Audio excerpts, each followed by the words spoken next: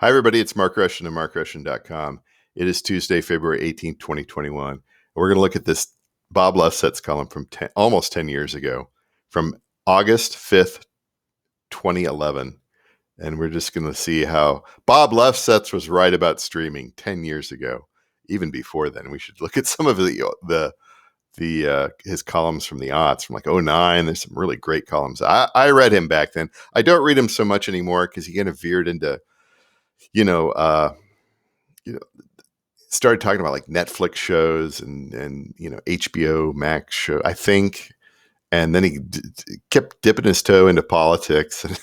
Yeah, I don't care about that. But when he talked about what he really knew about was the music industry back in the aughts, and back in the teens, he really nailed it. And a lot of people can't stand him because he was so right. He was so right about it. He was so right. Who are you, Mark Rushton? I am an independent musician. I've been an independent musician for nearly 20 years. I publish ambient electronic music under my name and many, many other names. Genre music, field recordings, nature recordings, avant-garde stuff, etc. Like I said, I'm 100% independent. So, and I have gained an audience thanks to streaming, thanks to a lot of the things that Bob Lefsetz has talked about. Building. We'll get into it here. Let's just dive right into this here, right? And I'm not going to read the whole thing, but I'm going to skip through, and then once we get to the numbered points down here, we'll go into them. But up here, August 5th, 2011. Ladies and gentlemen, start your engines. The streaming era has begun. Now, I don't think Spotify came into the United States. I think it was 2013, and Bob had a Spotify account in the U.S. prior to the launch. I don't know whether he used a VPN or whatever, or they gave him some sort of access, but he was able to use the application in the United States, and I just remember him just glowing about how great Spotify was. And I was like, gosh, I can't wait to see this, right? And then, of course, once I got it, I think it was 2013, I was like, oh, okay, I get it. Yeah, this is actually a pretty great app. So much of what now exists will evaporate. The game will be completely different. It will switch from one focused on sales to actual listening. Yes. Right now, Spotify is pioneering, and they still are. It appears to be trumping its competitors, Rhapsody, MOG, Napster, and Rdio. Rhapsody, which later merged with Napster and then rebranded as Napster, and I think it's still stuck at about 3 million subscribers. It's not a bad service. I'm actually a subscriber to it, a subscribing customer, but they don't have everything on there. I don't remember what MOG was. Rdio, I remember. I was actually a subscriber to Rdio, and that they kind of went out of business. And Amazon, I believe, bought the code base, and it's largely integrated into what is Amazon Music Unlimited today, but not exactly, but kind of.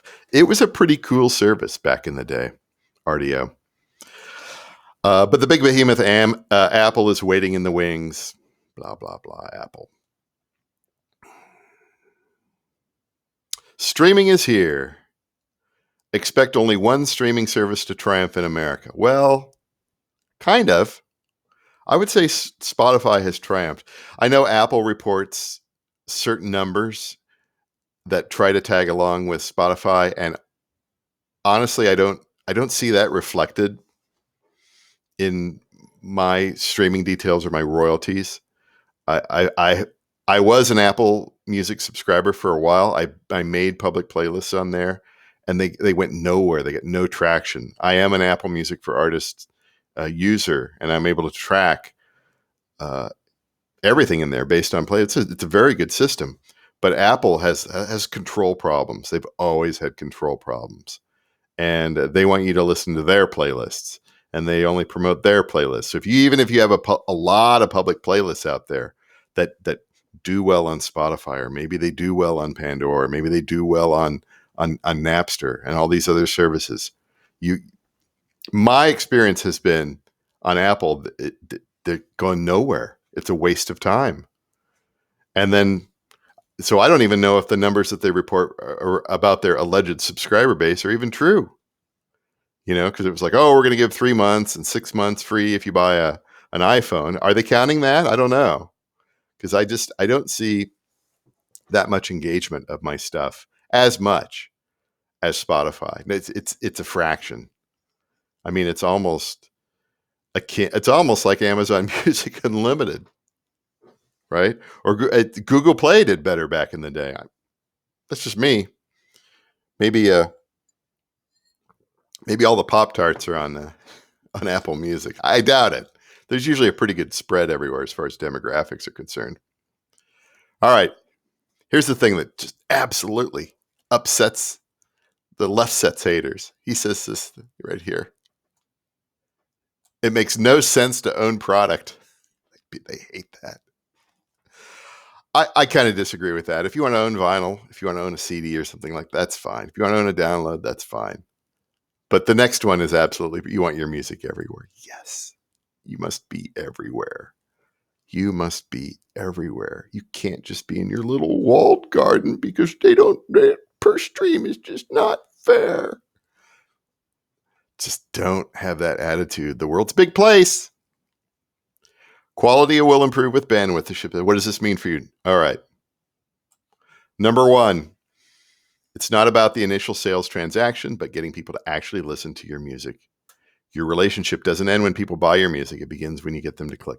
Absolutely true. That's true. And this is sort of a bridge from the download era. And this is a bridge from the CD era and the vinyl era and the way music was procured and listened to in the years prior to streaming.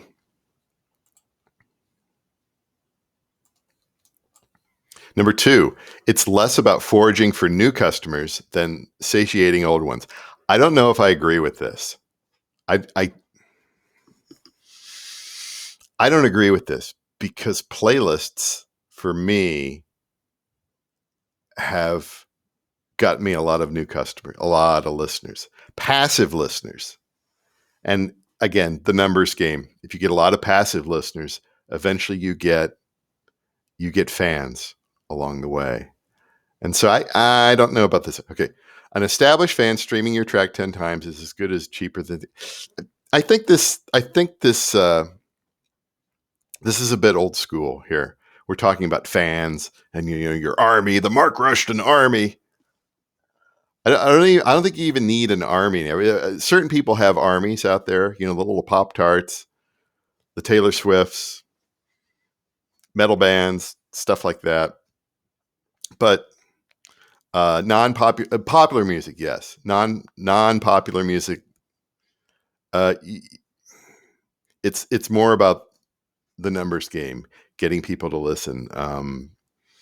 As I like to say, there's an audience for everything. We'll discuss that here in a little bit. But marketing your music in a way that appeals to somebody that could eventually be a fan.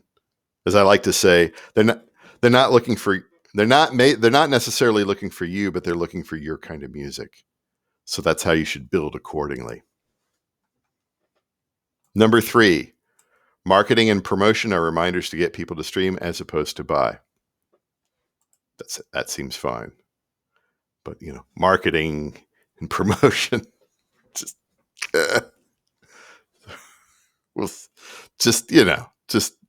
what we think works. What we think worked back in 2011 doesn't necessarily work today because of all the gatekeeping on the part of things like, Twitter and Facebook and stuff like that. You've got this huge bunch of people following you, and you have to pay Mark Zuckerberg or the Rasputin, whatever his name is, to get people who follow you just to see what you have to say. I abhor that. I think that's just nasty, and it's not the way forward.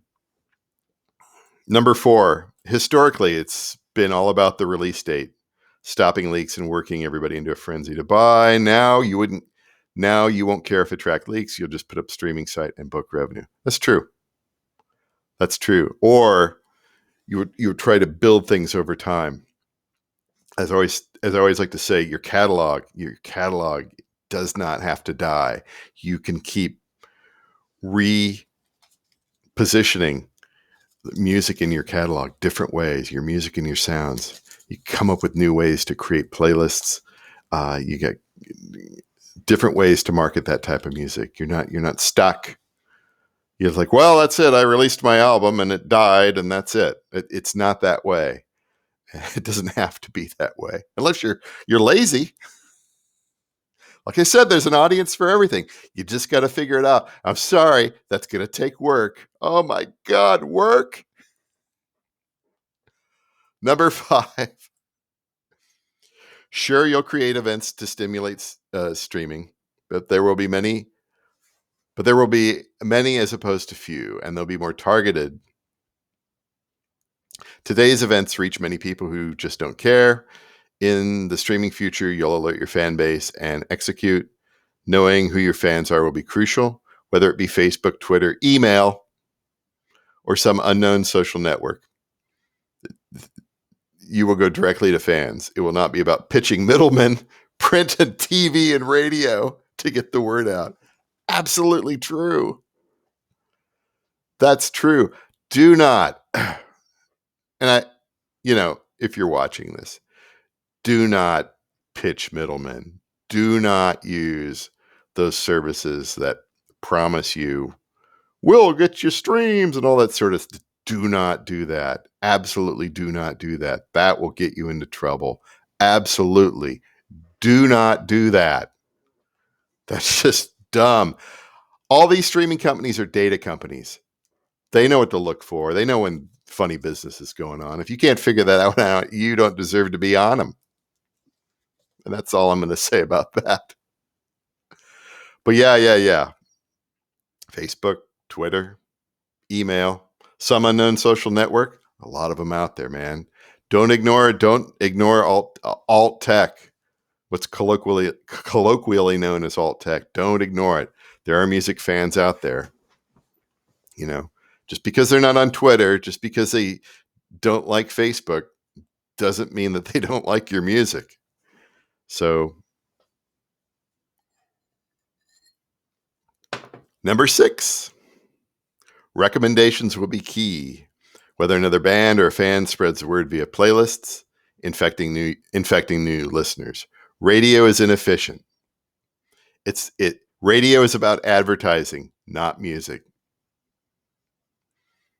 Last time I was in the car with the radio, kind of tuning around, the number of ads, it's just it's like idiocracy. You want to be turned on by tracks by someone with the same sensibility, whose only goal is to turn you on to something great. That's what I try to do with my curated playlists, which as I like to say, I don't have that much influence, but I got a little bit of influence. I know what I like. And I know that there's more out there that I probably do like, and it's like a lifelong thing. This is the cream right here. Number 7. This is the best one. Playlist makers will be the new DJs. It comes down to who you trust. Anyone can publish, but not anyone can gain followers. Pandora and the like will fade. That we'll get back to that because they lack the human connection, and their recommendation engine is just not as good. That has changed because Pandora, they've developed an on-demand streaming music side. They were bought by SiriusXM. They've got Pandora Amp out there, and they're very big on artist promotion and curated playlists and things like that. And I would say, and again, it's not easy to use. It's oh my God, it's work. It's going to take some time to figure it out. Oh, there's no silver bullet. Yeah, you're going to, I got to learn this. Oh no, why can't I just pay somebody to? So Pandora adapted. So this, how would he have known, right? Pandora did fade, but in the last year here, I believe their active monthly user numbers finally went back up. But they still are pretty big. I think it's like 66 million monthly active users, which is a huge number for the United States. Pandora is still pretty big. Yeah. But yeah, playlist makers will be the new DJs. And I've been building playlists on Spotify for like 7 or 8 years, public playlists, and just for my own, and I will share them out there, and I promote them occasionally, and you can get a handful of people that are kind of interested in what you're into. There's so much. It's hard to it's too much. It's drinking from the fire hydrant there with it. All right, on to the next one here. You will get into business with he who can guarantee the most streams, not he who can pay the most money. An advance means nothing. Marketing and promotion mean nothing without resultant streams. That's true. That's true. Most streams. Yeah, that's Spotify. Yeah, maybe they don't. And what I think he meant by pay you the most money is, the per stream. Yeah, because other services pay a bit more per stream. So if you're hung up on that, then you're going to be hung up on that forever. And we see that with pretty much most of the music journalists. They're just hung up on that. It's like they don't know economics. They can't even understand basic math. I'm sure they look at Excel and lose their mind. Oh, what do you mean filter? Huh? I think if you put a calculator in front of them, they'd shriek. Oh, garlic! No, I can't handle math. Someone told me this was going to be easy. Yeah. An advance means nothing. An advance means that you're the man owns you, right? That's what an advance means. Recoup on their terms. Are you out of your mind? This is why people don't sign those big contracts anymore. As I like to say, look at the rappers. They signed so many bad contracts, and finally they're just like, we're not going to be signing these bad contracts anymore, right? So a lot of them went independent. A lot of them, sort of a collective, a group, and everyone should go home in a limousine. Nothing wrong with it. Nothing wrong with it. God. Number 9, there will be a streaming chart. Oh God, it will cause people to check out the winners. Yeah, I do. I laugh. Look at Rick Beato looking at the top 10. He puts on a good face, but yeah. This will be determined by data, not influence. Well, we hope that's actually the case. It won't be about paying off the radio station. What? Radio stations? Radio stations have influence? I thought they only played oldies, right? I don't know. But reaching critical mass so that others will experiment by listening to you. Yeah, there'll be a lot of different charts out there. And, if you look out on Spotify, they have just so many different ones, and they're not necessarily the biggest they get down into sort of, smaller genres and things like that. That's a good thing, I guess. I don't know. Charts, popularity, the contest. That's why I always, awards for music and acting. Really? Do you need that? Do you need to show up to every single one? I need to have my Grammy. Whatever. Okay. Here's your rattle. There will be multiple charts based on newness and genre. Listeners will come. Yeah, exactly. Number 11. People will listen to more music than ever before. I agree. And as a result, money will flow into other areas of the business, touring and merch. Well, touring. Couldn't have predicted it, could you, Bob? Well, you're pretty good, but touring? Why would anybody fight for that, right? Like, no, let's just sit around and wait for whoever to tell us how we can have gigs again. Let's not fight for it. The spirit of punk rock and rave, illegal raves.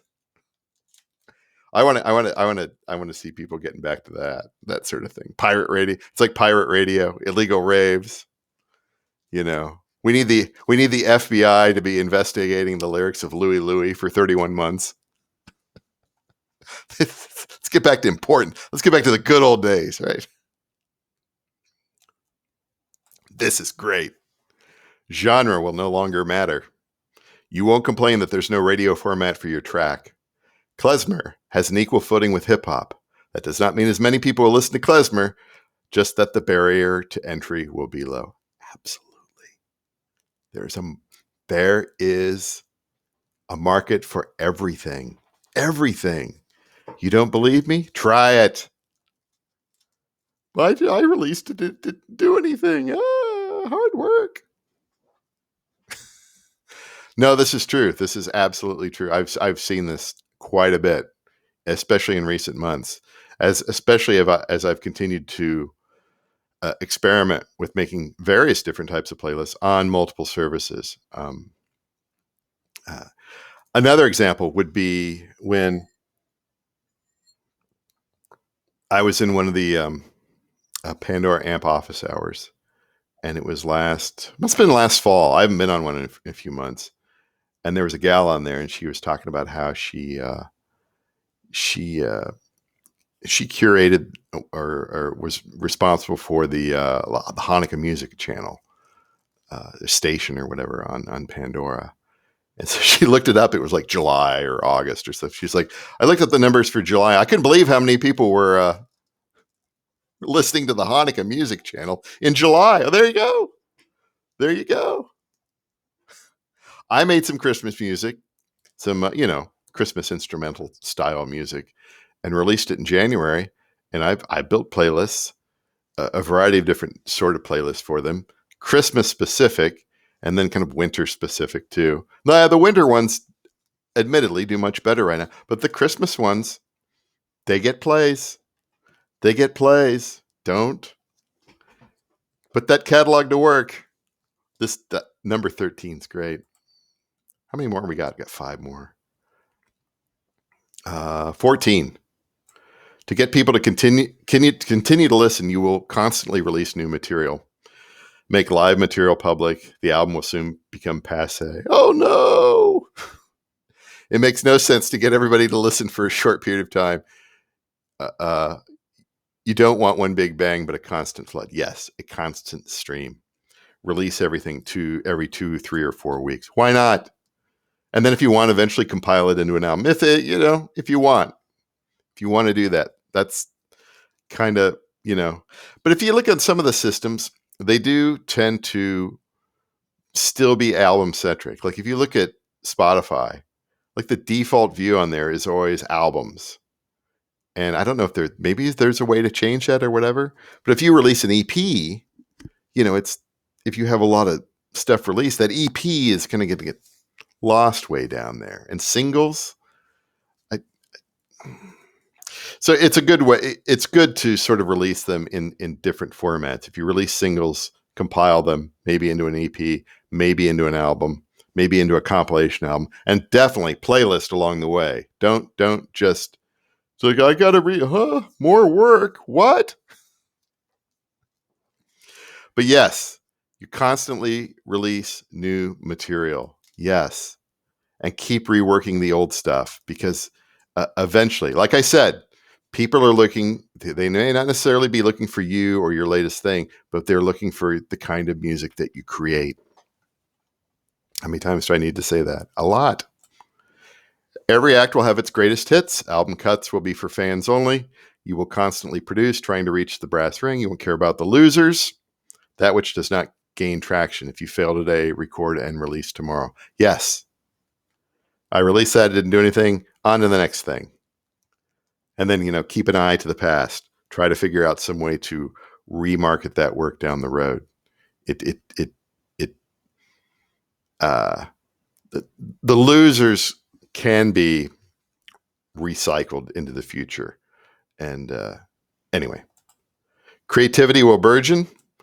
With it being so easy to get into the marketplace and be heard, risks will be taken. That people hate this. People hate this. You see this all the time by the music journalists and the the comments. There'll be too many people releasing music. It's just bad music. They're no. It's like that, right? It's like no, man. Everyone's trying to make something out there. Or all the music in the top 10 sounds the same. Well, then come up with something different, man. I don't know what to say. I'm just going to give up. The top 10 all sounds the same. I quit. Right? Or your music doesn't get heard because it's bad. You didn't go to the Berklee College of Music or whatever. You don't have a PhD in saxophone. Okay, whatever. I don't care about that.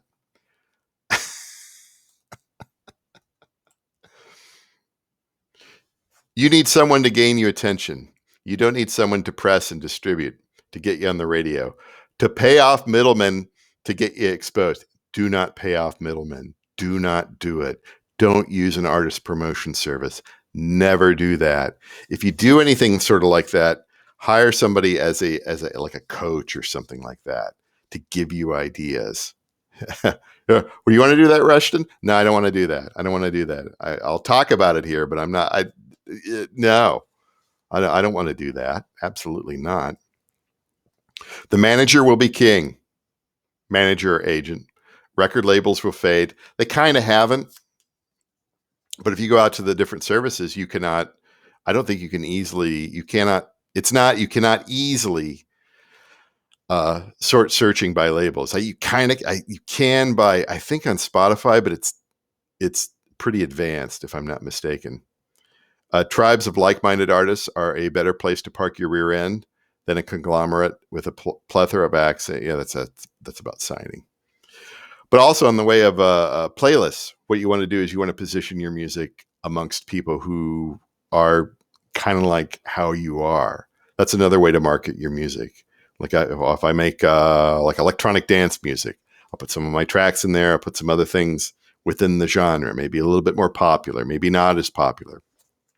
Keep your finger on the pulse. All right, final one here. I'm talked out. Expect those with money and power to try to rig the game. Major labels will try to game the system, generating plays and income for their acts. The streaming service will do its best to try and squash this behavior. Or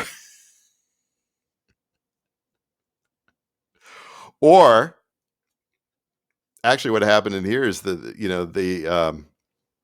they all became business partners.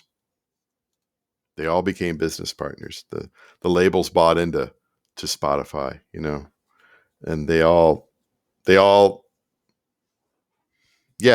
became business partners. That was a good thing. Because the labels were not able to do that back in the 20 years ago when Napster, the app, not Napster, the service, was around.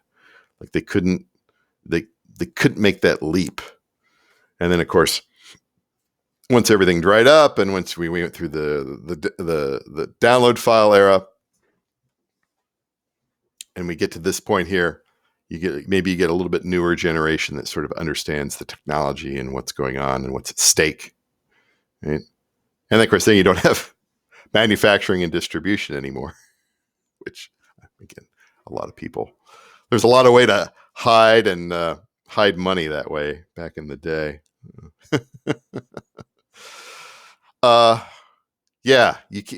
Here's the thing. If there's rigging going on, it is probably at the highest artist level. But I tend to not think that.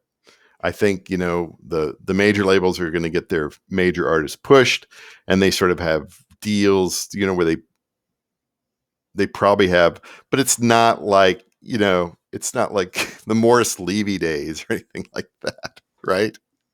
Or Norman Petty adding his name on, or Dick Clark adding his name on to add the hop. That's the way things were done then, It's like, who was it? Who was I talked about the other day? The guy that I who was the guy that got his rights back in the 1980s? He was living with his mom in South Central LA. Who was that? Oh gosh, I can't. My brain is just fried here. Anyway, but was it I heard it through the grapevine? Was it? No, no.